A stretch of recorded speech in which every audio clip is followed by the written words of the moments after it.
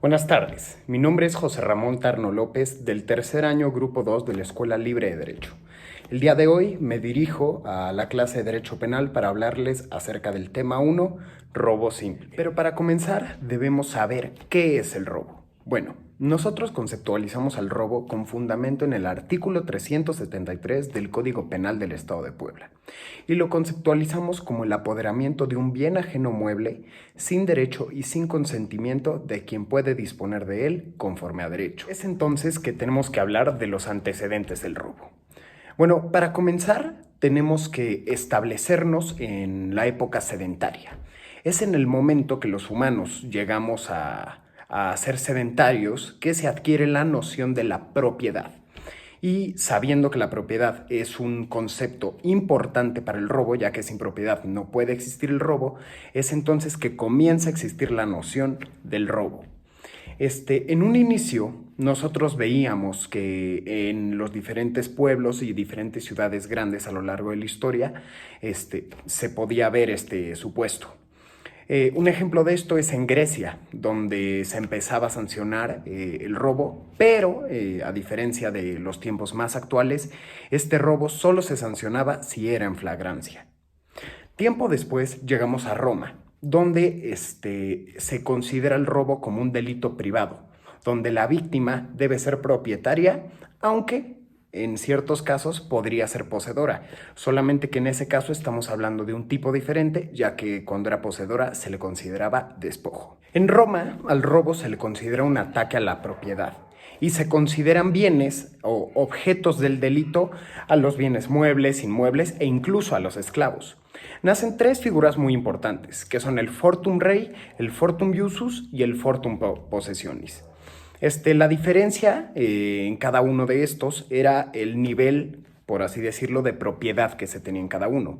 El fortum iusus era el robo de uso, el fortum possessionis, el robo de posesión, que se basaba prácticamente en bienes inmuebles y era considerado como despojo.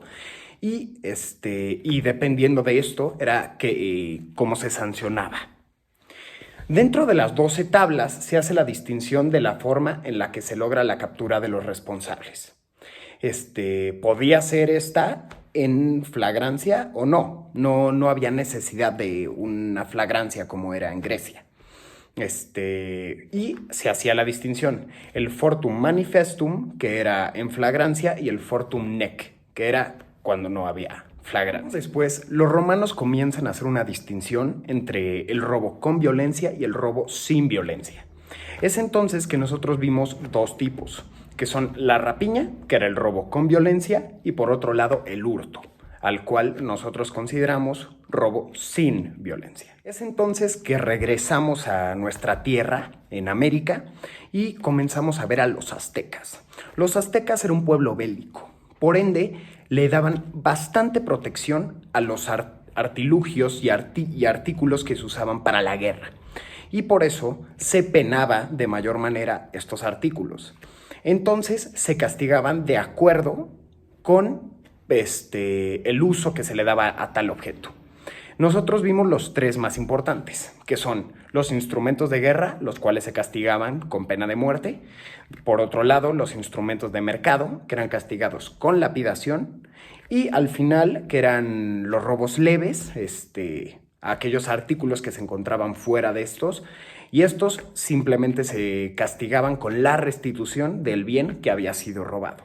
Es entonces que nos vamos al sur de México, con los mayas. Los mayas, por otro lado, castigaban de una manera mucho menor el robo, a diferencia de los aztecas y los diferentes pueblos que se encontraban en América. Estos lo único que buscaban era la restitución. Y en caso de que no existiera la posibilidad de la restitución, el castigo era la esclavitud. Por otro lado, los zapotecos hacen la distinción entre el robo leve y el robo grave. Por un lado, el robo leve era castigado con la pena de flagelación, mientras que por otro lado, el robo grave era castigado con pena de muerte. Al igual que los demás, estos consideraban a un robo simple o leve o un robo grave de acuerdo al objeto que había sido robado. En especial, si era un objeto de defensa o labranza, tenía una mayor pena a los demás artículos que podían llegar a ser robados. Entonces que llegamos hasta la colonia, donde comienza a imperar el derecho de Castilla. Y al igual que los zapotecos, se empieza a hacer la distinción entre un robo grave y un robo simple, que de igual manera variaba la sanción de acuerdo al objeto que era robado. En este caso, el robo grave era castigado con la pena de muerte, mientras que el robo simple era castigado con la esclavitud. Ya en este momento se empieza a ver la figura de la complicidad, la cual era castigada con azotes. Llegamos al México independiente, con el Código Penal de 1871 de Martínez Castro. En este código se establece el actual concepto de robo. Y por otro lado, yéndonos un poco de tiempo después, en el Código de 1929 se comienza a hacer la distinción entre el robo simple, agravado, equiparado, fraude, despojo, abuso de confianza y la distinción entre el robo consumado y la tentativa de robo. Comenzaremos a hacer un análisis del actual concepto legal de robo, el cual se encuentra fundamentado en nuestro Código Penal local, en el artículo 373, y por otro lado, en el Código Penal Federal, en el artículo 367.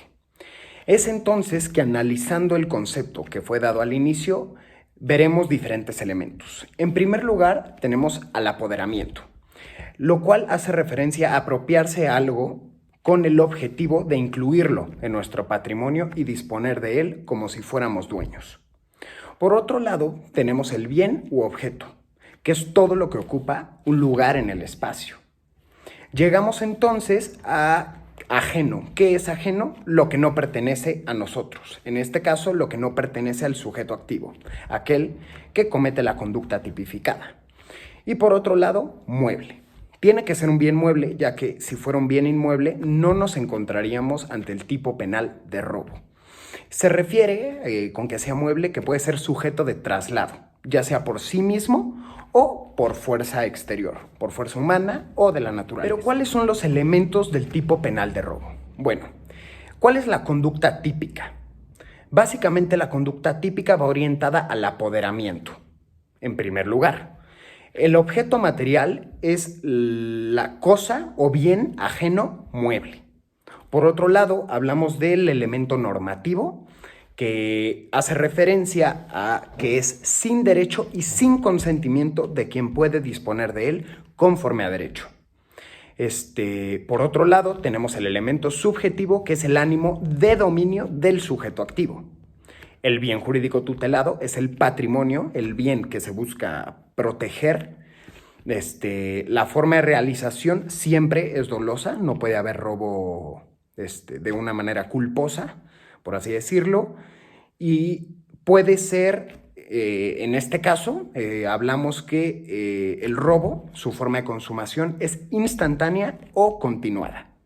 Es entonces que nosotros vemos cómo puede variar esto en otros ejemplos como el robo hormiga, que fue un ejemplo que nosotros tocamos en clase. Tenemos que hablar de las teorías del apoderamiento. En este caso vamos a ver 5.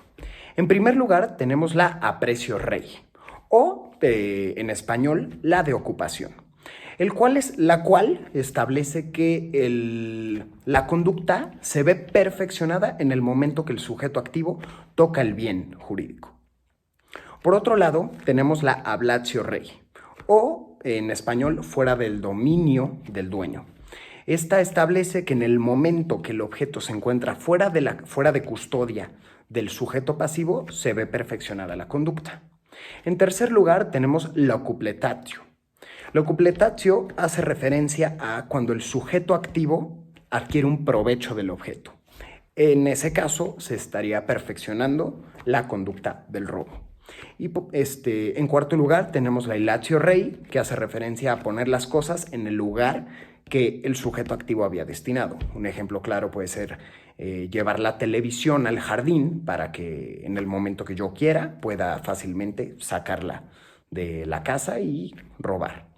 Y por último tenemos la amotio. Esta es la que nuestro actual Código Penal acepta con fundamento en el artículo 377 y hace referencia a que la cosa es removida de un lugar a otro lugar, siendo el acto material subsiguiente al desapoderamiento en que la acción queda perfeccionada. Toca hablar de las sanciones. Bueno, las sanciones nosotros las podemos encontrar en el artículo 374 del Código Penal para el Estado de Puebla. Las sanciones van de acuerdo a la cuantía del objeto, a diferencia de otros códigos de diferentes países o estados donde la sanción va de acuerdo a diferentes circunstancias o hechos subjetivos. En primer lugar, hablamos del objeto que es menor a 30 UMAS. En ese caso, la sanción sería de 6 meses a 2 años de prisión y 100 a 200 UMAS de multa. En segundo lugar, tenemos al robo de un objeto, el cual valga más de 30 UMAS, pero menos de 100. En este caso se castiga de 1 a 3 años de prisión y una multa de 150 UMAS. Es entonces que pasamos al objeto que tiene un valor, una cuantía de más de 100 UMAS, pero menos de 300. En este caso se castigaría de 2 a 4 años de prisión y con una multa de 150 a 200 UMAS. Y llegamos entonces al último, que es el robo de un objeto con valor de más de 300 UMAS, el cual se castiga de 3 a 8 años de prisión y una multa de entre 150 y 400 UMAS. Pero ustedes se preguntarán, ¿cómo determinamos el valor de estos bienes? Bueno, este valor lo determina un perito evaluador, el cual únicamente usará como referencia el valor comercial.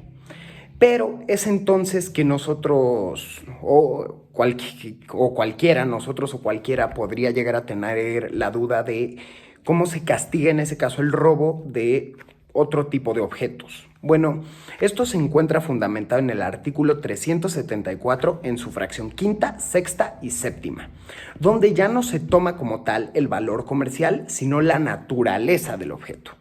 En primer lugar, si el robo es sobre la prestación de un servicio público, se castigará de 4 a 8 años y una multa de 500 a 2,000 UMAS. En segundo lugar, si el objeto del robo es un vehículo de motor, se castiga de 6 a 12 años de prisión y 500 a 2,000 UMAS. Y por último, si el objeto es mercancía de transporte, se castiga de igual manera de 6 a 12 años y de 500 a 2,000 unidades de medida de actualización. Todo esto es en el Código Penal del Estado, pero de igual manera valdría la pena que nosotros revisáramos cómo se sanciona esta conducta en el Código Penal Federal. Bueno, en primer lugar, si el valor de lo robado no excede de 100 UMAS, se impondrá de 2 años de prisión y multa de hasta 100 veces el valor de la unidad de medida de actualización, aunque bien el código hace referencia al salario, nosotros sabemos que ya no se usa y actualmente se usa la unidad de medida de actualización. Cuando se exceda el valor de lo robado de 100 unidades de medida, pero menos de 500, la sanción será de 2 a 4 años de prisión y con una multa de hasta 80 UMAS. Es entonces que nosotros pasamos al artículo 376 del Código Penal Federal para hablar que cuando el objeto robado sea un vehículo automotor terrestre, excluyendo a las motocicletas, la sanción será de 7 a 15 años de prisión y una multa de 1,000 a 1,500 unidades de medida de actualización. Nosotros hablaremos de las diferencias entre el robo simple, el asalto y el atraco. El asalto y el atraco se encuentran fundamentados y conceptualizados en el artículo 294 y 295 respectivamente del Código Penal para el Estado de Puebla. Haremos la distinción entre estos 3 tipos penales. En primer lugar, cuando hablemos de atraco o asalto, debemos dejar bien claro que para caer en la hipótesis normativa debe de existir el uso de algún medio de violencia. Esta sin importar el grado y en contra de una persona. Esto debe de ser con el propósito de causarle algún mal o de exigir una acción de esta para lograr algún fin. Esto con independencia del hecho antijurídico que resulte cometerse al final. Entonces se preguntarán cuál es la diferencia entre el asalto y el atraco. Bueno, La principal diferencia entre el asalto y el atraco es el territorio o el ámbito espacial en el que se dé. En el caso del asalto, para caer en la hipótesis normativa, debe de darse en un despoblado o un paraje solitario. Mientras que en el tipo penal de atraco, debe de darse en una calle o suburbio. Es entonces que seguimos viendo más diferencias y otra diferencia muy importante que sobre todo puede ser una gran herramienta en la práctica cuando nos encontremos ante dichos delitos es que la víctima no pueda ser auxiliada. Esto se determinará por el Ministerio Público, pero es un elemento muy importante, ya que en el caso de que la víctima estuviera en la posibilidad de ser auxiliada, no caería en alguno de estos tipos penales. ¿Cuál es el bien jurídico tutelado en estos tipos penales? Pues es la paz, la seguridad y los derechos fundamentales. La forma de realización de estos tipos penales es de una manera dolosa y su forma de consumación es instantánea. Es entonces que llegamos al final de esta exposición. Le agradezco a la maestra Magali Escamilla Rodríguez, espero sea de su agrado esta exposición sobre el delito de robo simple y de igual manera agradezco a mis compañeros por su atención. Muchas gracias, buenas tardes, buenos días o buenas noches, respectivamente.